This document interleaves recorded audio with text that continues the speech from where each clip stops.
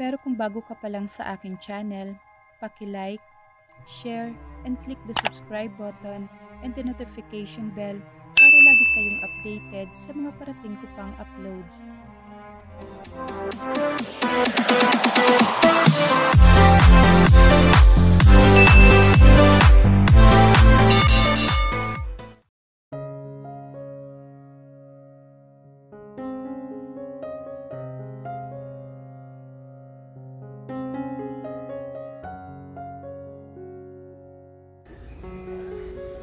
Kanina pa tahimik si Abigail.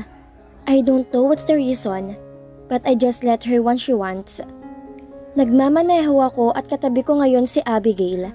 Malapit na kaming makauwi at gabi na pala. Hindi ko man lang namalaya ng oras. Abigail, we're home. Pero walang sumagot.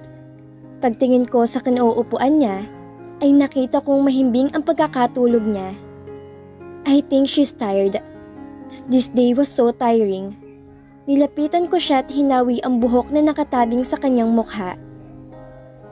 Maganda ka at mabait, pero bakit hindi ka pinaglaban ni Arthur? Ang tanga ko na lang na naitanong habang nakatigaga sa maganda niyang mukha. Binuhat ko na lang siya at dinala na siya sa kwarto namin. Pasalamat ka dahil malungkot ka kanina, kaya dinala kita sa lugar kung saan ka sasaya. Kahit natakot ako doon sa sinasabi mong barko na lumilipad, ay pinilit kong sarili kong wag matakot para lang sumaya ka. You don't deserve this kind of pain, but don't worry. I'll help you to forget him. Tuluyan ko nang sinarado ang pinto at napagpasyahan na lang na sa guest room matulog. I hope that she will be okay. After all, may responsibilidad din ako na protektahan at pasayahin siya dahil asawa niya ako. Abigail POV. Nagising ako at nakita kong nakahiga ako sa isang malambot na kama. Pagtingin ko sa kinaroroonan ko, ay nagulat ako. Bakit ako nandito? Ang natatandaan ko'y nakasakay ako sa sakyan ni Nathaniel at pauwi na kami galing sa amusement park. Sus! Napasigaw ako nang ma-realize ang posibleng nangyari kahapon. Maaring binuhat niya ako kahapon para ihatid dito. Ang bigat ko pa naman. Siguro kailangan kong suruin ang aking timbang. Bumangon na ako at nag-ayos ng aking sarili. Pagbaba ko, di walang tao at isa lang ang ibig sabihin nun. Wala si Nathaniel dito at ako lang mag-isa sa bahay. Mas mabuti na ngang wala siya dito. Baka tanungin niya pa ako kung saan ako pupunta. Nakakahiya naman kung sasabihin ko magpapakilo ako. Dumiretso na ako sa health center at doon nagpatingin ng aking kilo. 50 kilos.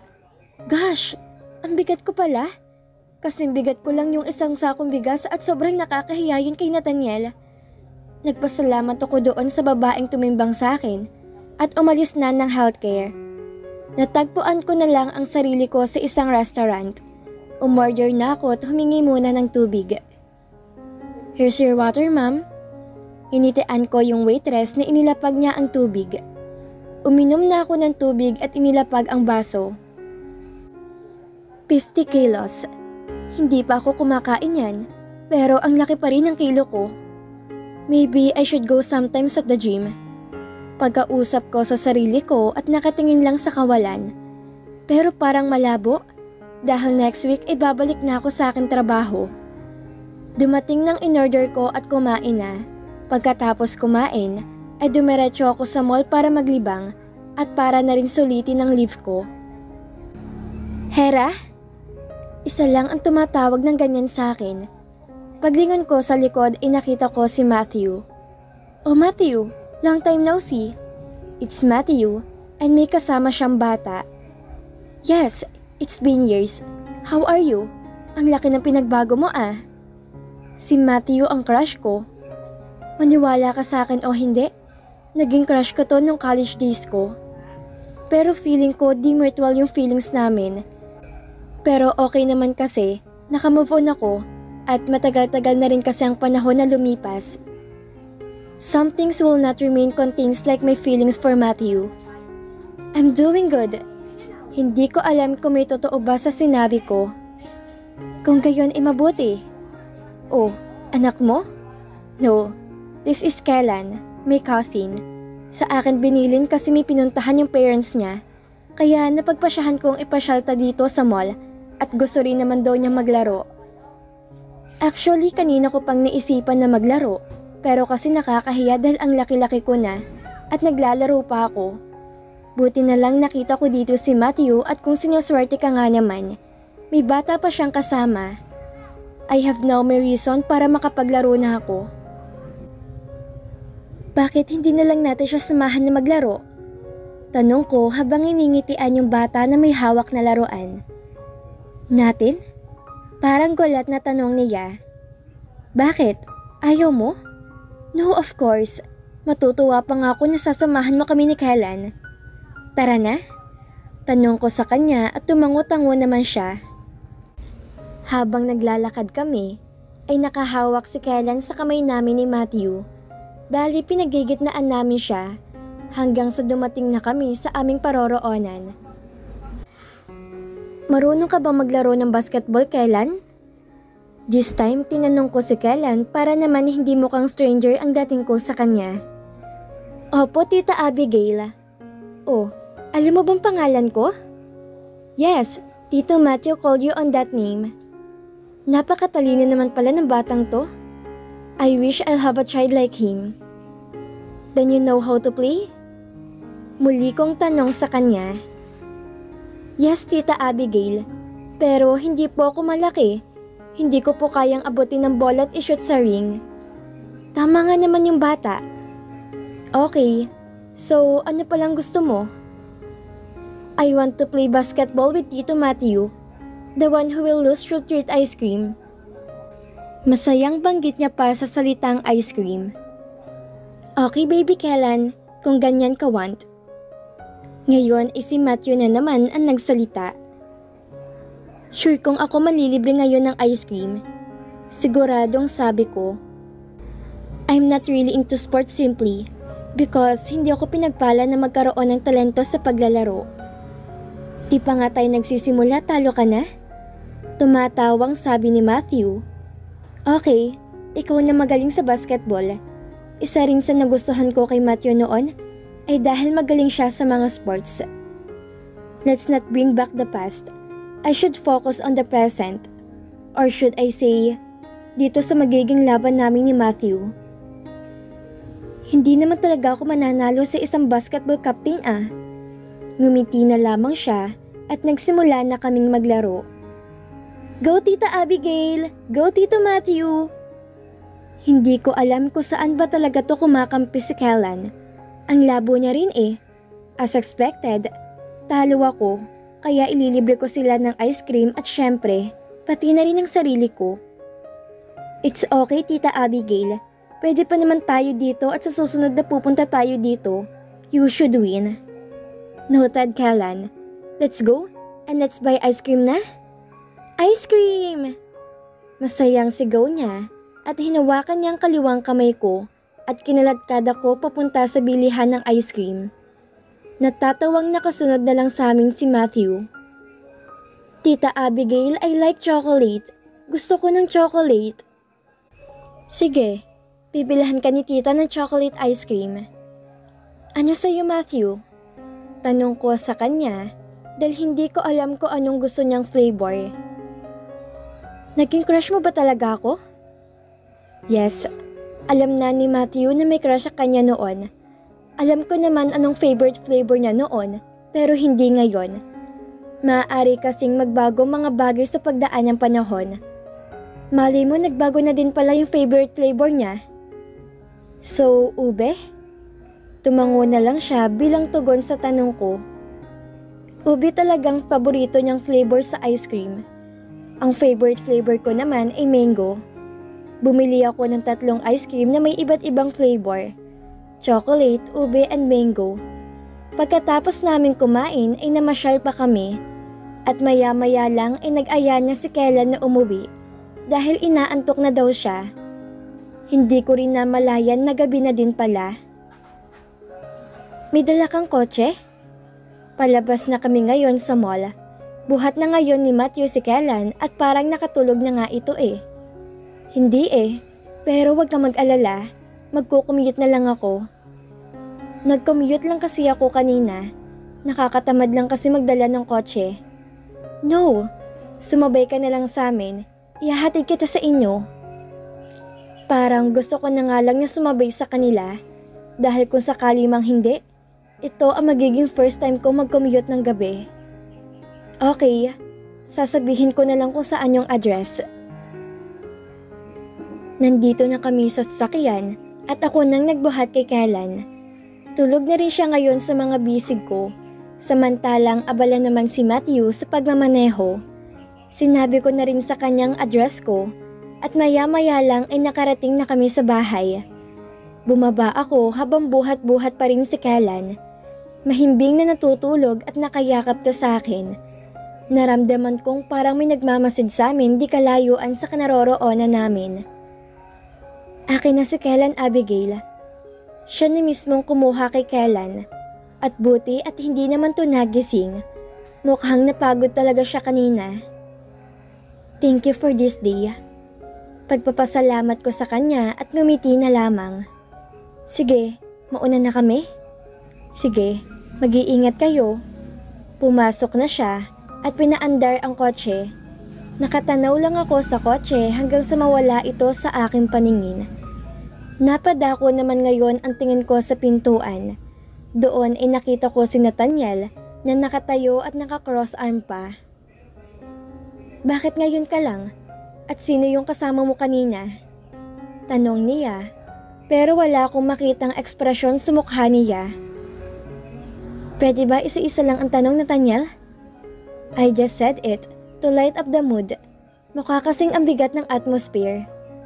Never mind. Just promise me na hindi ito mauulit. Yun lang. At umakyat na siya sa taas. Okay. Ano nangyari doon? Bakit ganun na lamang yung pakikitungo niya? Papanhik na rin sana ako na mapansin ko ang lamesa na marami ng nakalagay na pagkain. Naghintay ba siya sa akin? Gosh! Dali-dali akong pumanhik pero hindi ko siya naabutan sa room namin, kaya malamang nasa guest room siya. Tama nga ako at naabutan ko siyang nakahiga at nakatitig lang sa kisame. Sorry. Tumingin lang siya sa akin saglit at muling binalik ang tingin niya sa kisame. Naghintay ka ba? Nauna ka na sana kumain. Don't mind it. Matulog ka na lang at ipahinga mo ang natitirang araw mo para sa pagbalik sa trabaho. Pagkasabi niya nun, ay nagtalukbong na siya ng kumot. Alam kong ginagawa lang niya to kasi concerned siya sa akin. Wala nang iba pang dahilan. Mag-ingat ka, Abigail. You too, Mom. Then I ended the call. Buti naman at okay na kami ni Mom. Dapat ko na talagang tuluyan nakalimutan si Arthur. One of these days, ay makikipagkita ko kay Arthur at tatapusin ko ng lahat sa amin. I'll do this not because I don't love Arthur anymore. I'll do this because this is how I express my love to him. For him to have a good life. I'll do this para sa kapakanan ni Arthur at sa business nila.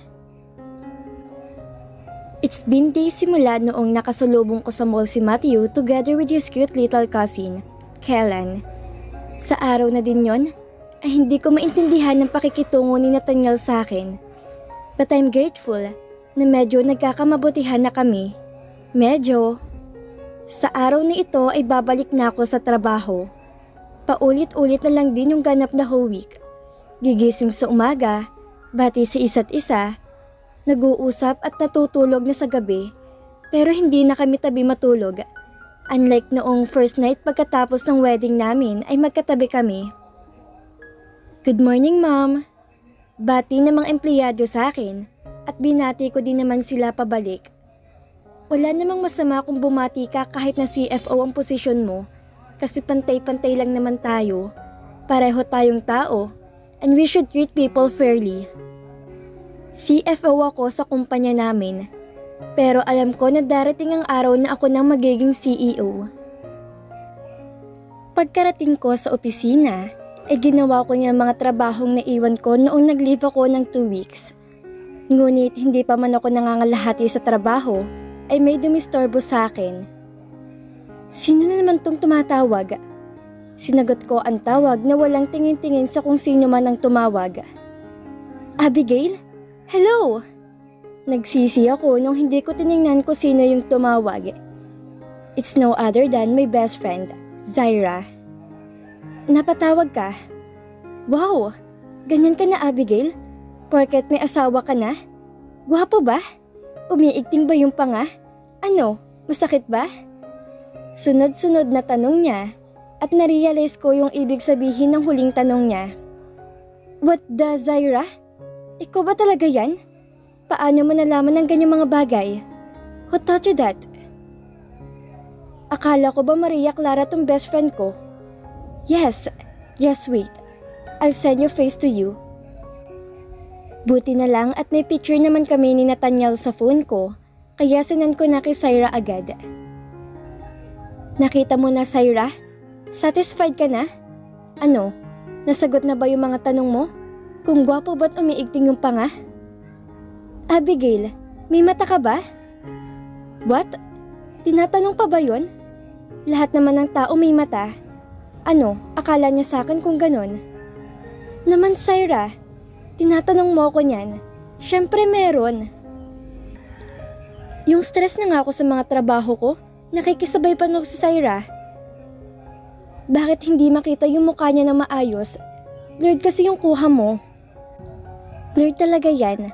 Kasi nakasakay kami sa lumilipad na barko sa mga oras na yan. At naka-side view rin siya dyan eh. So? Magpa-promise ka na naman na next time lang? So hindi ako papayag dyan. Gusto kong gumawa ka ng paraan para mapakita mo na sa akin yung picture niya. Maghihintay ako. Bye! There are people talaga na nagbabagot kasama na ako doon. Wala lang tong boyfriend, pero maalam ako dyan. NBSB talaga tong si Zaira eh. Maganda naman siya at maraming nanliligaw, pero ayaw sagutin dahil may nagmamay-ari na daw kasi ng puso niya. Bakit napatawag ka? Alam mo bang tambak ako sa trabaho ngayon? Istorbo ka, alam mo yon? Ouch yun, Abigail. Anyway, ang sasabihin ko talaga ay congrats dahil finally nakabalik ka na sa trabaho mo. And the second one is yung promise mo. Pangako? Abigail, don't tell me nakalimutan mo na yon. Yung picture na husband mo pakisenda sa akin. Naalala ko na yon yung nagkausap kami habang naglalakad-lakad ako sa mall. Mag-e-explain pa sana ako pero pinutol niya na ang linya. This is crazy. Bakit kasi walang picture si Nathaniel kahit sa Facebook man lang? Ano namang paraan ng gagawin ko? Natigil ako sa pag-iisip na mag-vibrate ang cellphone ko at nakita kong nag-text si Zaira. Picture na lang kayo ulit at siguraduhin mong clear na this time, okay? Hindi na taga tayo best friend kapag di mo sinunod to. Okay na sana ko si Nathaniel lang, pero bakit kasama pa ako? Hindi na daw kasi ako best friend ni Zaira at siya lang ang tinuring kong best friend sa buong buhay ko. Kaya kailangan kong gawin to for the sake of our relationship. Imbis na nasa opisina ko ngayon at nagtatrabaho, ay natagpuan ko na lang ang sarili kong nasa harap ng kumpanya nila Nathaniel. Hindi ako makapaniwala na ginagawa ko to. Nandito na rin lang naman ako, kaya itutuloy ko na lang talaga to. Hi po, Manong. Bati ko doon sa security guard na nakatayo. Hello po, ma'am. Nandyan po ba si Nathaniel? Mukhang hindi ko noon po nakitang lumalabas si Sir Nathaniel, kaya malamang pong nasa opisina niya siya ngayon.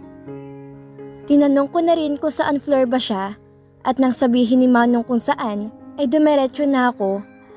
Nadatnan ko ang security niya kaya tinanong ko sa kanya kung nasa loob ba si Nathaniel. Sorry ma'am, pero may kausap po ngayon si Sir. Sino naman kaya yon? Maghihintay na lang ako kung ganon. Yes, ma'am. You can just wait naman po and sit down there. Itinuro niya kung saan ako pwedeng umupo. Pagkaupo ko ay dumiretso ang tingin ko sa pintuan ng opisina niya. Sino naman kayang kausap nito? Ilang oras na po sila nag-uusap? Tanong ko sa secretary ni Nathaniel na nasa computer na ngayon ang atensyon. Pero dahil sa tanong ko, ay natigil siya sa pagkakakalikot niya ng computer. Almost 2 hours na po, ma'am. Pinapasabihan din kasi ni sir na wag daw silang iistorbohin. Nag-focus na ulit siya sa ginagawa niya at hindi na ako nagtanong pa dahil baka nakakaistorbo na ako sa kanya. 2 hours na pala ako dito. Biglang may narinig ako na bumukas na pintuan at nasisigurado kong sa opisina yon ni Nathaniel. Tama nga ako dahil bumukas ang pinto at maya-maya lang ay may nakita akong babae na lumabas mula sa pintuan ng opisina ni Nathaniel. Tumayo ang secretary ni Nathaniel at humarap sa akin. Mukhang tapos na po sila. Yes, I know. Dahil nakita mismo ng 2 mata kong pagbukas ng pinto at paglabas ng isang babaeng nakadilaw na damit. I'll go na, Nathaniel. Take care of yourself. Pagkasabi ng babae, ay lumabas na ng tuluyan si Nathaniel at hinalikan ito sa noo. Tumingin na lang ako sa ibang direksyon. Bakit ba kasi nandito ako? Ano ba tong pinasok ko? Si Saira naman kasi eh. Sa susunod na mag-request ulit si Saira na involve si Nathaniel, hindi ko na susundin pa kahit friendship over. Just kidding. She's one and my only best friend. Saktong pagtingin ko sa direksyon nila, ay papaalis na si Sandra. Yes, si Sandra ang kanina pang nandito at 2 oras na sila nag-uusap sa office ni Nathaniel. Hindi ko alam kung pag-uusap ba talagang ginawa nilang dalawa. But I don't care anyway. Gawin nila ang gusto nila. Hindi ko sila pipigilan. Pero bago pa man siya makaalis, ay napatingin siya sa kinaroroonan ko. Lumingon siya sa bandang likod niya at mukhang hinahanap si Nathaniel. Kaya lang nasa loob na siya. Bumalik ulit ang tingin niya sa akin at tinaasan niya ako ng kilay. Ang kaninang nakangiti niyang muka ay napalitan ng galit. May tinatago rin pala tong kulo sa loob. Bago pa man siya tuluyang makaalis, ay nakita kong umikot ang 2 mata niya. Ganon? Pag nasa harap si Nathaniel, akala mo isang anghel? Pero pag akong kaharap, nawawala na yung pagiging anghel niya dahil tumutubo ng sungay sa ulo niya. Akala niya naman kinaganda niyang pagtataray niya sa akin. Pumasok na lamang ako sa opisina ni Nathaniel at nakita ko na mukhang natutulog siya habang napaupo sa swivel chair niya at yung ulo niya naman ay nakapatong sa lamesa. Hello, napagod ka? Bakit naman hindi siya mapapagod? 2 oras ba naman silang mag-usap ni Sandra dito? Nang tanungin ko siya ay umangat ang kanyang ulo. Hindi niya inaasahan na pupunta ako dito dahil sa ekspresyon ng mukha niya. Surprise! Tanong ko sa kanya, pero kunot na ulang ang sinagot niya. Nagpuyat ka ba kagabi? O napagod ka lang kanina sa ginawa niyo? What are you talking about? And why are you here? You should working now in your company. So di ako allowed dito ganon? Pero si Sandra pwede pumunta dito kahit anong oras? Stop it, okay? Ano ba kasing kailangan mo? Do you need anything? Dumiretso ako sa pinto. Ni-request kasi ni Saira na magpa-picture ako sa'yo dahil gusto ko raw niya makita. Sino si Saira? Zaira is my one and only best friend ever since. Huwag ka na nga magtanong. Kukunin ko na sana yung phone ko sa bag pero natigil ako dahil sa sinabi niya. Ni-request ba talaga? Akala ko ba ako lang ang gusto makita? Bakit kasali ka pa? O baka naman paraan mo to para magkaroon tayo ng picture? Come on. Sana sinabi mo na lang na gusto mong may picture tayong dalawa. Nakangisi niyang sabi sa akin. Ang walang hiya at ang kapal ng mukha. Eh di wag. Kung sana kasi sinabi mo nga di na lang ako sasali sa picture, eh di ko magpicture sa sarili mo oh. Hawak ko na ang cellphone ko ngayon at pilit kong ibinibigay sa kanya to para siya nang kumuha sa sarili niya. Biro lang, halika dito. Bakit ako lalapit sa'yo? Ayoko nga. Baka mahawaan pa ako ng girlfriend mong higad. Pero syempre, Hindi ko nilakasan yung pagkakasabi ko sa last word. Mabait si Sandra Abigail. Ang bait niya pagkaharap mo siya, pero lumalabas yung totoong anyo niya pag ako nang kaharap para sa kaalaman mo. Edi siya na. Dalian mo na nga dahil marami pa akong gagawing trabaho. Dapat kasi hindi na lang ako nagpauto sa Syra na yun eh. Nagulat na lang ako dahil habang putak ng putak ako dito ay naramdaman ko na lang ang kamay niya sa balikat ko. Keso, huli na mapagtanto kong kukuhanan niya kami ng picture. So I expected na pangit talaga ang mukha ko dahil hindi man lang ako in-inform. Yan na, may picture na tayo. Pero kung gusto mo pa ng marami, feel free to go to the guest room. Tapos nag-smirk siya. Kung makakilos ang isang to, akala mo walang girlfriend. Ang landi mo sobra. Best friend, OMG, ang gwapo niya talaga. Umiigting din ang panga. Ang swerte mo, Abigail. Nakabingwit ka ng isang gwapo na lalaki at umiigting ang panga. Hanap din ako ng ganyan, please. Nang matapos ko na ang pakay ko kay Abigail, ay umalis na ako kaagad doon. Naiinis talaga ako sa pagmumukha ng Sandra na yon. Kala mo naman maganda? Mas maganda ako dun eh. Wala siyang taste sa fashion. Hindi pa summer pero yung outfit niya kanina pang summer na. Just wait for the right time. Yun na lang ang tanging nasabi ko sa kanya at ininom ang kape na pinatimpla ko sa secretary ko. Oo nga, hihintayin ko na lang yung oras na magluluwal ka ng napakagwapo at may umiigting na panga. Yung anak nyo na lang ni Abigail ang hihintayin ko.